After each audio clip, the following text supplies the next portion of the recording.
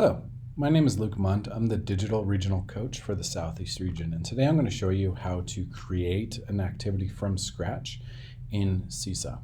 So when I log into my class at the beginning of the school year or into any new class that I have, I can come in here and I can see that my activities are completely blank. I have nothing in activities or journal or anything. So I'm going to come up and I'm going to hit the plus sign. Now I'm going to assign an activity. What this is going to do is it's going to open up my activity library. Since I've already created things, you can see what I've done in the past. But today we're going to learn all about creating brand new activities. So I'm going to go right here, activities. If you want to use other activities that are made, we have a great video about that of using the library, which is right up here. But we're going to create one from scratch for this lesson today. So I'm going to come in, I'm going to say, with the math, it's good to put a date on it. And then you're going to come in here and you're going to give full instructions. You can post it all here. Down here is a great place for voice instructions. Think kindergarten, first grade, maybe some MLE classes that you would give voice instructions for your students. Maybe they can't read your instructions if it's the start of kindergarten. So you can come in here and add in those voice instructions, super easy. All you have to do is click that button, go recording, and it's going to automatically record what your instructions are. So you can just read it to them, you can have it written and you read it to them, it works. And it's just going to put this little recording tab down here at the bottom. Then we have two different places. So one, my multimedia instructions or example, this is going to be something I'm going to post to the students that they can see but not work on. So if I come in here and I want to do a drawing, I can also record a video, take a picture, add in something from my Google Drive. This is just like a notepad, or I can add in a link. But most of the time we just do a drawing because it's really flexible. So let's just say I'm going to create like my do now. So actually I'm going to set a background here, and we have a lot of templates in the DPS district library, so please use our templates so you don't have to create everything from scratch. But you can come in here and create like some of your own work here. So I'm going to create and change the colors, and I'm just going to make like a do now box here real quick for my kids. Here, add in some text.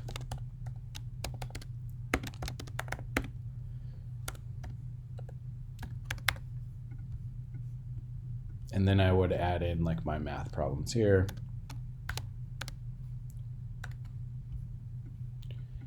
And I could have my do now. So I'd come in here, I can add in shapes and stuff, having prompts. I can add in a text box as I want to give instructions or something like that. But this is really important that this is my instructions.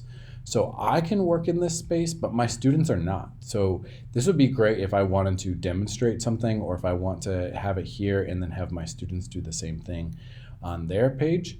But this is the teacher work page. This is an example that you're going to give to them. So that's right here, the example that's attached. For the most part, 90% of what you're going to do when you create an activity is create a student's response template. So when you come in here, you then can create a background, add in a space for the students to work in. I just like doing these boxes because they're really easy to use. Can maybe give this one a little bit more color here. A little yellow. And then when I give my students problems here, they can actually solve it. So they will be able to come in here and enter in their answers. So as I'm doing this,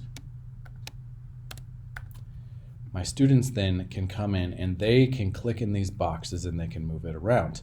If there's something that I don't want them to do, I can lock that. So when I go in a box here and I would say, obviously I'd give much better instructions than this. Make it a little bit bigger to fit.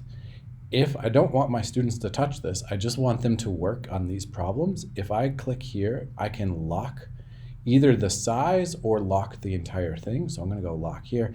And actually my background, I'm going to lock that as well. So meaning that my students can come in here and they can add in their answers, but they're not going to be able to move any of our do nows, math problems, the background, anything like that. So the template for the most part is what you're going to do, because that's what students can actually do. The majority, again, about 90% of your work is just going to be this template. So I'm going to go save my activity. It's all ready to go. You can see my example and then the student space that they will be able to edit down here. And then I'm going to assign this out to my class. So I'm going to add in my first assignment for this class. Here's where then I can edit the students that are in the class. So I can choose which students get it. I can select all the students or just some of the students. I can add in folders, which we cover in our organization and our skills, so that you can do in here. So the organization video that we have covers folders and skills and talks a little bit more about this. So watch that video as well, but I'm going to assign this out to my students. I'm going to go assign. It says I can view this. And when I'm in here, I can actually see what my students see by doing an add response. So when I come add a response, I can select a student to add it for them.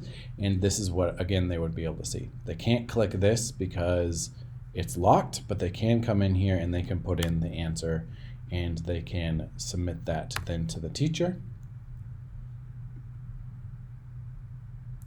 And it will appear in the journal, or if you have it set to be approved by the teacher, then this is where you would see as needing to be approved. It's always a good idea for the most part to have things being approved before they just get posted to the journal, so you can make sure that the students are doing it appropriately and doing the work well.